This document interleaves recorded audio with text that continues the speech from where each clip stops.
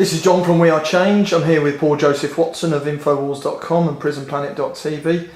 We're hoping this evening that Paul's going to give us a roundup of the week's events, also going into a little bit more depth as to the first 6 months of the year. As we stand, it's 2nd of July 2011, and obviously a lot has taken place in the first 6 months of 2011. Thanks very much, Paul, for filling us in. Yeah, well, basically the Bilderberg conference ended a few weeks ago, and since that time we've seen the consensus that was set at Bilderberg reverberate around the geopolitical arena, specifically in regard to Libya.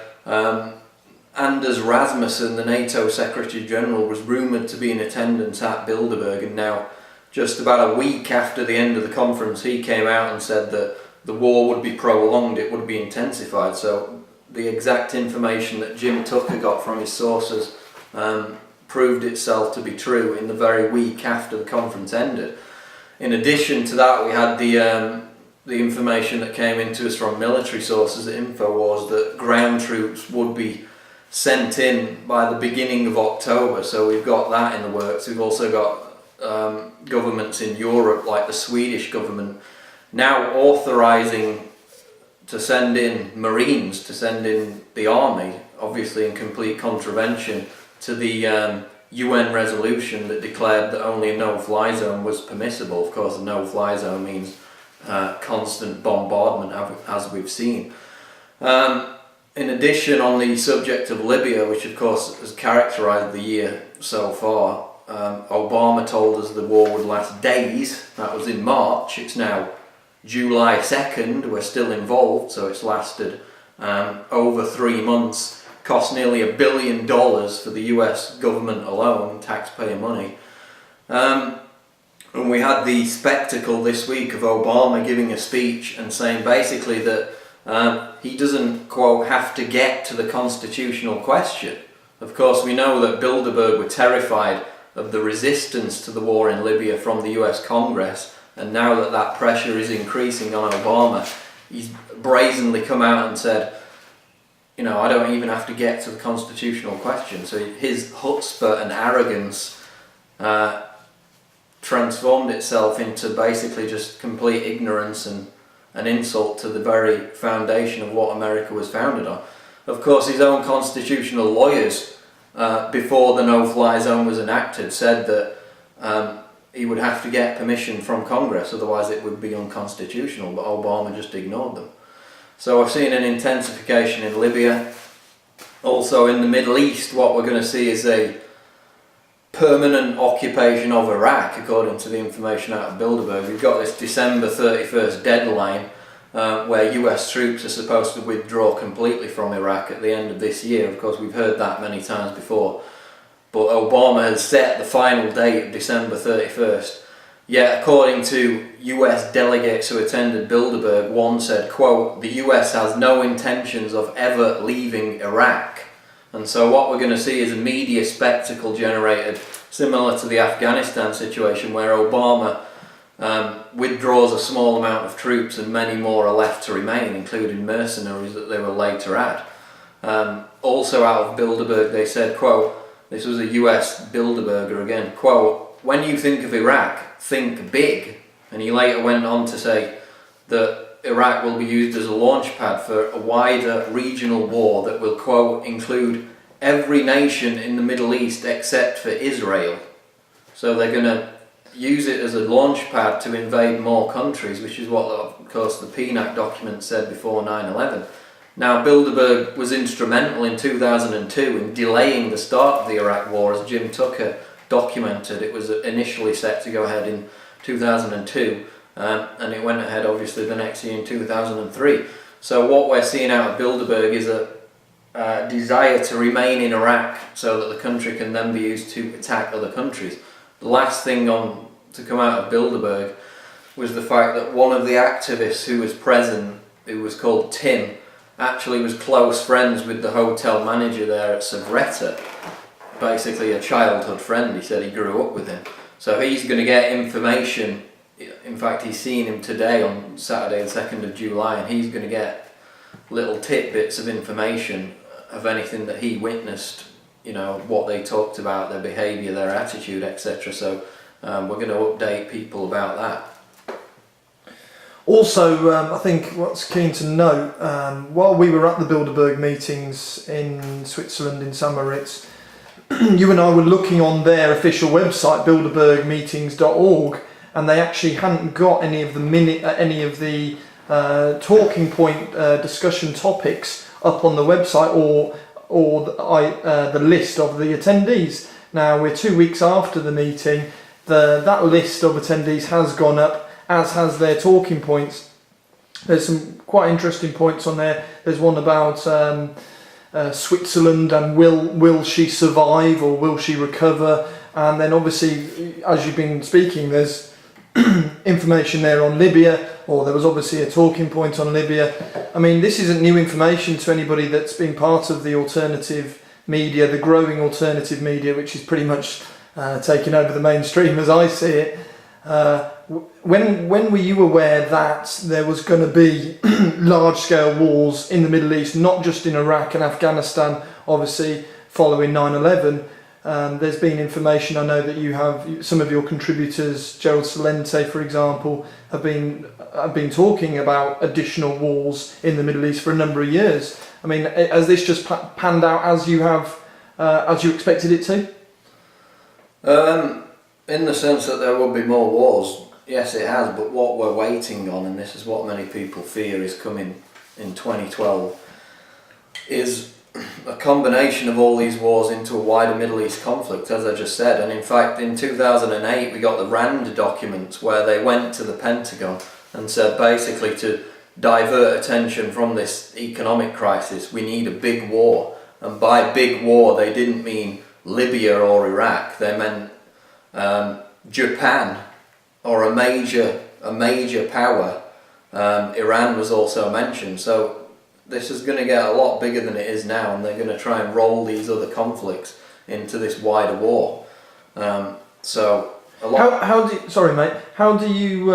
I mean, obviously we had the information that came out during the Tunisian uprising that Eric Schmidt, I believe, of Google, had actually he pretty much admitted to being involved with helping the Tunisian uprising. So how would you explain to a layman what is going on in the Middle East? Is it more that it's coup d'etats being carried out by the West, or is it more that actually the people in the Middle East have had enough of these dictators and they're overthrowing it, or is it a mixture of the two? How do you see it?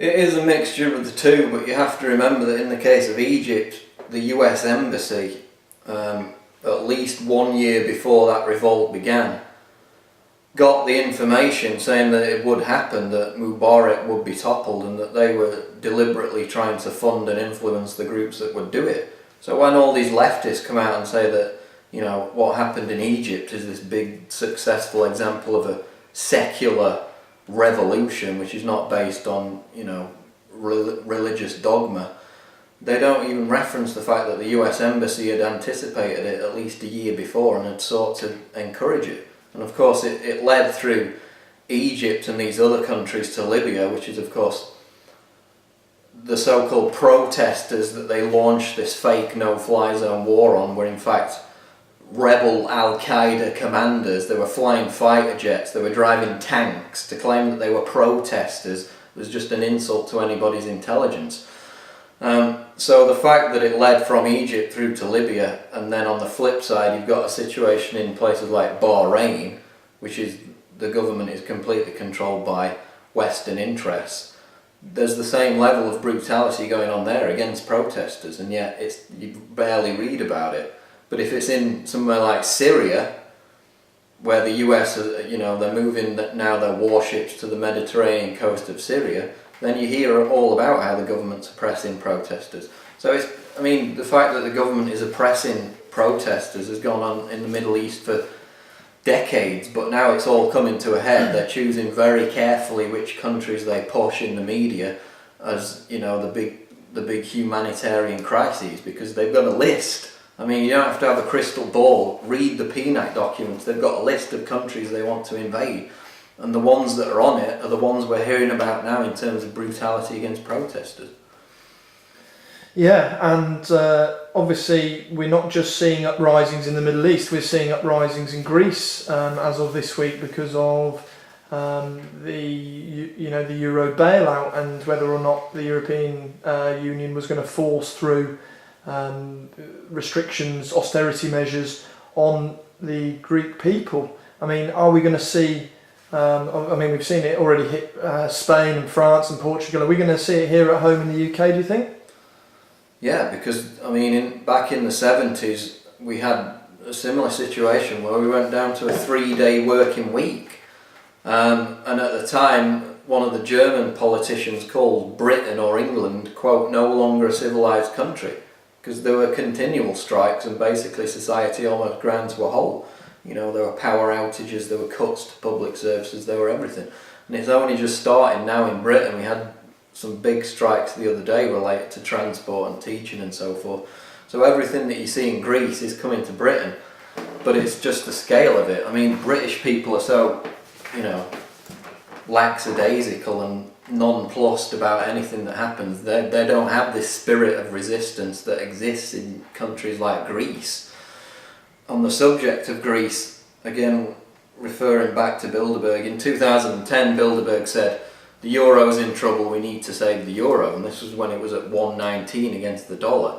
Now it's back up to 145. They were successful back then.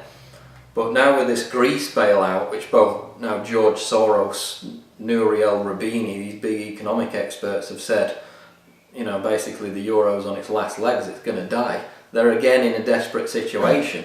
And this Greek bailout is part of that. They need to continually bail out Greek to prevent it from defaulting and restarting its own currency, which is exactly what it should do, because they would have to devalue their currency, they'd move back to the drachma, and all the tourists would come pouring back in because everything would be so cheap and they could get themselves back up on their feet.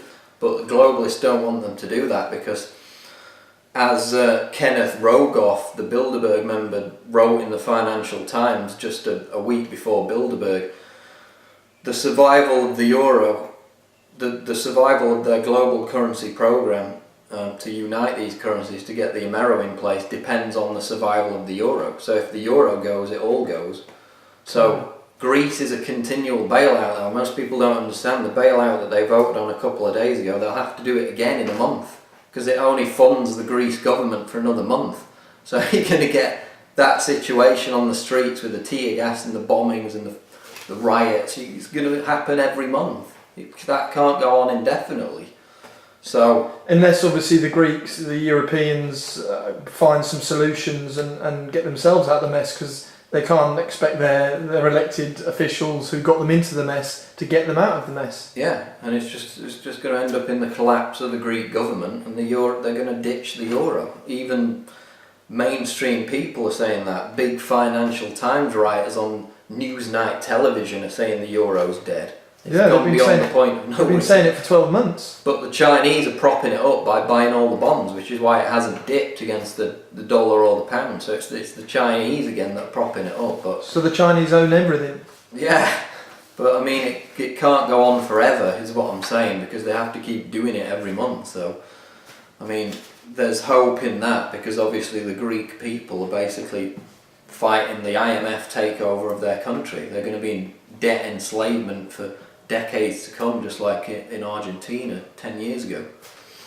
If we shift gears a little bit at that point and obviously mention the catastrophe at Fukushima earlier in the year, which I keep seeing on the news every day, isn't as bad as we all were told initially, and it's not really a crisis and all the rest of it, although obviously there's a 50-kilometre exclusion zone around the plant, and they're finding that some people have already got high traces of carcinogenic plutonium and various other materials in their bodies. What do you think has actually been going on behind the scenes there with the nuclear industry?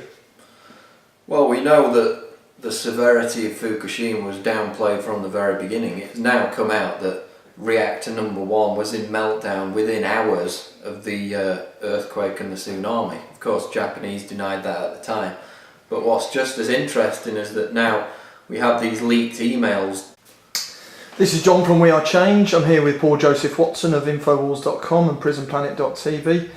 We're hoping this evening that Paul's going to give us a roundup of the week's events, also going into a little bit more depth as to the first 6 months of the year. As we stand, it's 2nd of July 2011, and obviously a lot has taken place in the first 6 months of 2011. Thanks very much, Paul. Beginning of October, so we've got that in the works. We've also got governments in Europe, like the Swedish government, now authorising to send in Marines, to send in the army, obviously in complete contravention to the UN resolution that declared that only a no-fly zone was permissible. Of course, a no-fly zone means constant bombardment, as we've seen. A week after the end of the conference, he came out and said that the war would be prolonged, it would be intensified. So the exact information that Jim Tucker got from his sources proved itself to be true in the very week after the conference ended.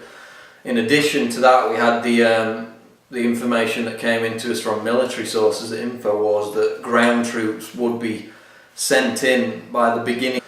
In addition, on the subject of Libya, which of course has characterised the year so far, Obama told us the war would last days. That was in March. It's now July 2nd. We're still involved, so it's lasted over 3 months. Cost nearly $1 billion for the US government alone, taxpayer money. And we had the... Paul, filling us in. Yeah, well, basically the Bilderberg conference ended a few weeks ago, and since that time we've seen the consensus that was set at Bilderberg reverberate around the geopolitical arena, specifically in regard to Libya. Anders Rasmussen, the NATO Secretary General, was rumoured to be in attendance at Bilderberg, and now just about a